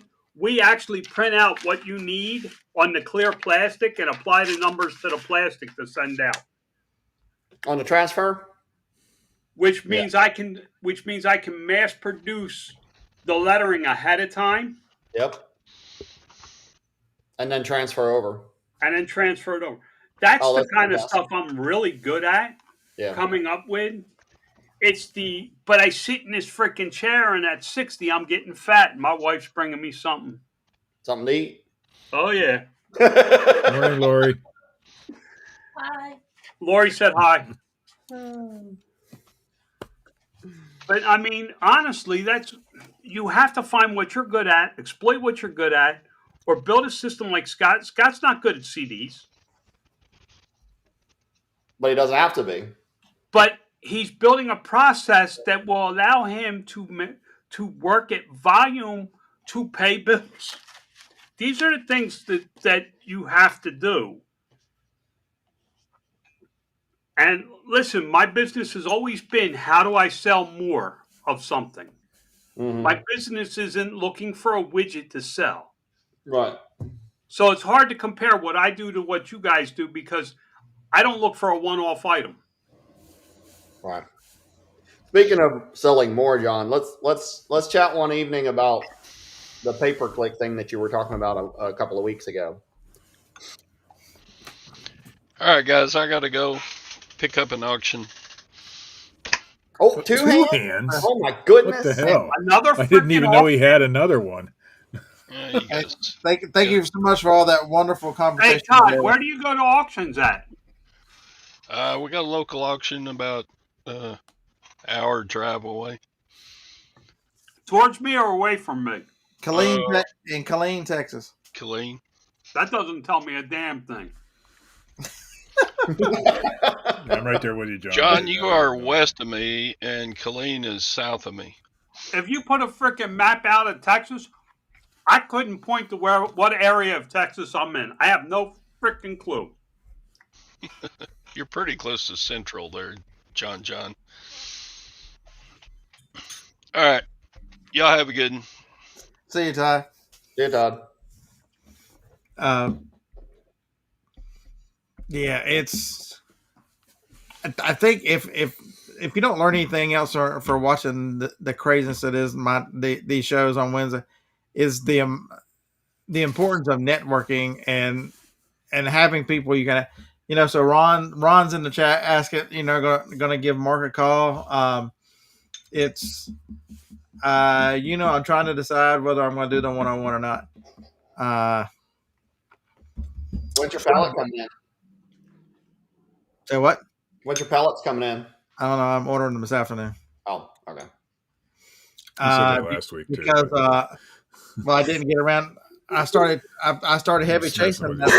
Yeah. No, you got to chase that product now, because it won't. Did you find any where we were over the weekend? No, see, I didn't. I've looked around here. I haven't found a single one. Nope. What store is it in? Yes. Yes. I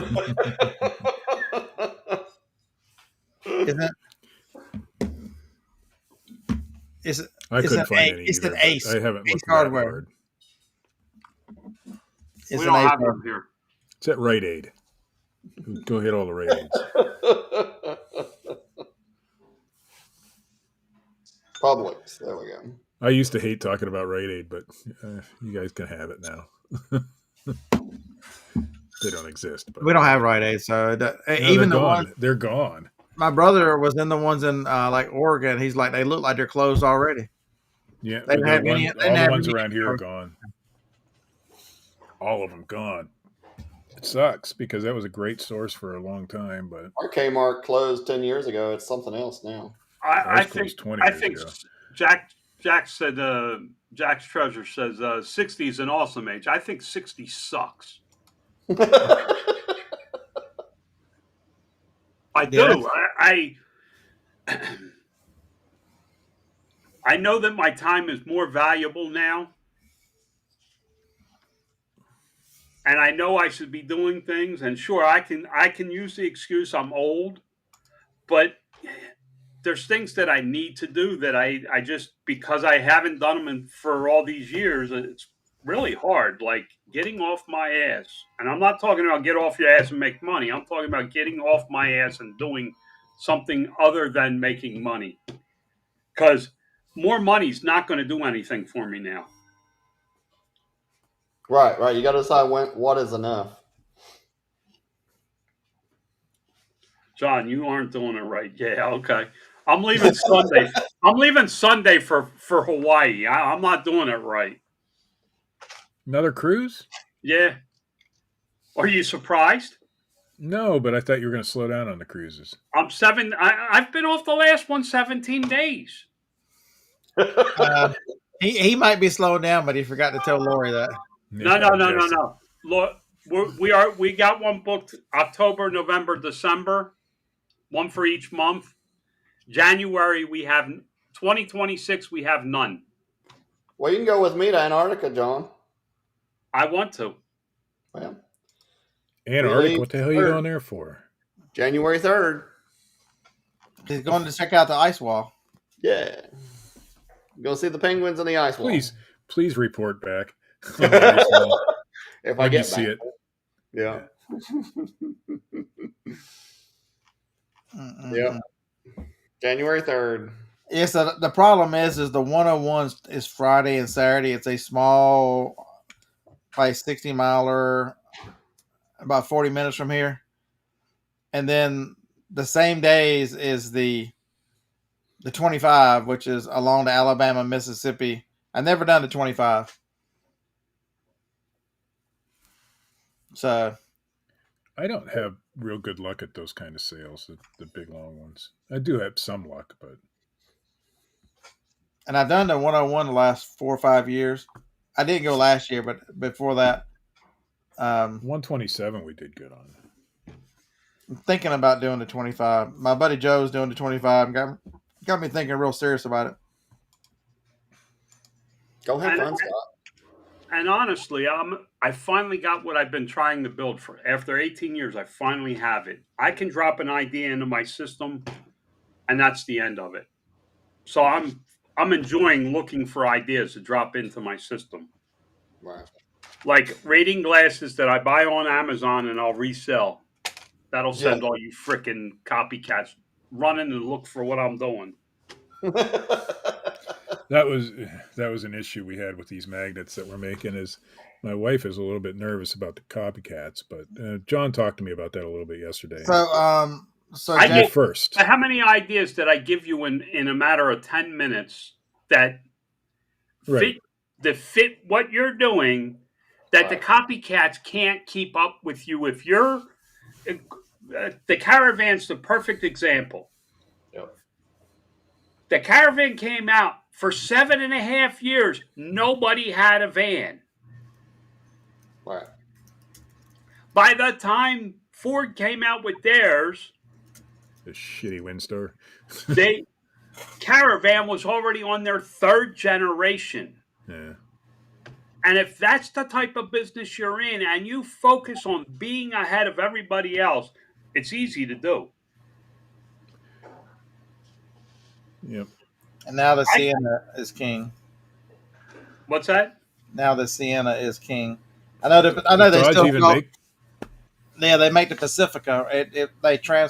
They got rid of the Caravan and made it the Pacifica, which I think it still sells well, but it does. There's a lot of loyal people because other van manufacturers had a major problem with quality over the years because they were rushing to get into that market. I always liked I've had several Caravans over the years, and I've always liked them. The Windstars, though, not so much. So the Toyota has never had an issue. None of their vans have had issues. They changed it once. It was a different van in the 90s than the 2000s, but the Sienna, that damn hybrid gets 40 miles to the gallon in a van. It's insane. But they're expensive because they're in demand. I went the other day, speaking of hybrids, Speaking of hybrids, my wife would love someday to have a green Jeep, although that probably will never happen because getting up and in and out of it. So I saw one for sale the other day, and it's a hybrid. I didn't even know Jeeps made hybrids. They make everything. My brother's got a diesel Jeep. But man, that thing was expensive. Yeah, it's part of the EPA mandate, Steve. They have to have a certain amount of each of the fleets. I still want a Volkswagen van. Oh, I saw one the other day. It was orange. I know. I saw one a couple weeks ago going through Cleveland, but they're not that popular yet, or not that prevalent yet. It still has a 30-day tag on it. They are cool looking, though. Yeah, Brian, they usually, on that 411, it's one of the bigger ones. It starts the weekend before. Are you guys setting up outside of Chattanooga again, or where are y'all setting up?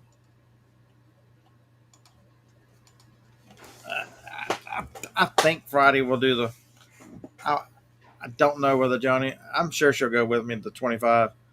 Maybe I'll videotape this time. You're gonna do a show from the road? I could probably do some RA on the way back too, which would be pretty good.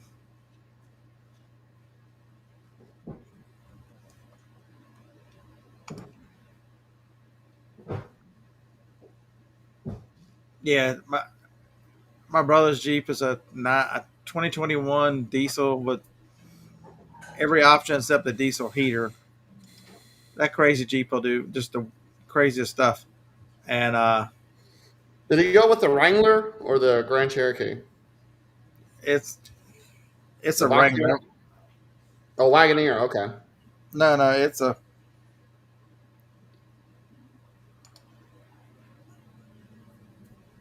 What the hell am I looking at? I'll find a picture of it. Okay. They is that the one they tow behind? No, she just drives it. Oh, okay. This is one of the reasons the Grand Cherokee is so popular is because it has the hard on-linking, it physically on-links for four-wheel towing.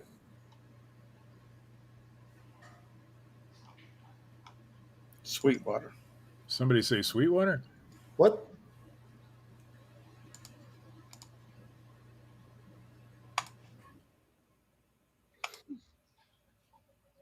Actually, I designed a patch in Canva a couple weeks ago. The Sweetwater Legend Clothing Company for a hat. I just haven't printed it out yet. I haven't lasered it yet, but I'm going to. There you go. So you can tell I'm an old fucking man. The car I want's a Lincoln. I miss my Lincoln so bad. I had a town car once. It was a 90 something. Man, did that car drive nice. That was it's a Rubicon. Okay. All right. Yeah. But that's the way it came from the factory. 35-inch lift kit from the factory. All that's factory. Oh, yeah. It's not aftermarket. Everything is on its factory. That's fantastic. Yeah. That's fantastic. Rubicon's top of the line. Oh yeah. In the Jeep line. Yep. Oh yeah. Yeah, they found it with 3,000 miles in Colorado. Ooh, okay. I'm on it, John. What the hell are you on? What did I say that you're on? I forget. Oh, the glasses, probably. Oh, whatever. Listen, I don't care. Yeah. I did a whole course on how to sell those things, and nobody did it. Yes, remember? I did. Yeah. Because it's not what most people. It's not instant. It wasn't instant gratification. It's not glamorous. Yeah. What's that? Glamorous, not glamorous. Yeah, it's like selling frickin' twigs. That's right. In 3 years, you could be selling sticks. The fuck! You got to put about 3 years in it. I could sell them tomorrow. Yeah. I can easily order 100 from you. Yep, exactly. And be selling sticks tomorrow if I wanted to. Absolutely. Because I don't have a process for a product. I have a process for selling an item. Yep. That's what made me different than most private label sellers. Mm-hmm. I built a franchise method of selling product, not Steve. We got to talk because I need a freaking. I need that tray. All right. I got to order product so I can send it to you so you can figure it out. It might take some time to figure it out because I'm not the best designer, but I'll get it. I'll go to Etsy and get it designed. Or what? You could get it designed at. Let me see if they make one on Etsy that we can copy. Oh, if there's something that exists, I can definitely tweak it.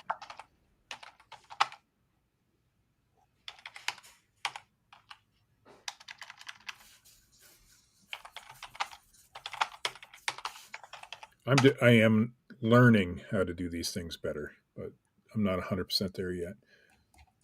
Look at this. I enjoy the hell out of it, though. Look at this. Here's one that looks just like. Oh man, I got an idea for you. All right. All right, everybody. I'm going to eat breakfast. It's 10 o'clock or close enough. Bye. Hope you guys have a great week and all those fun stuff. Order that pallet. See you Friday night. Order what pallet?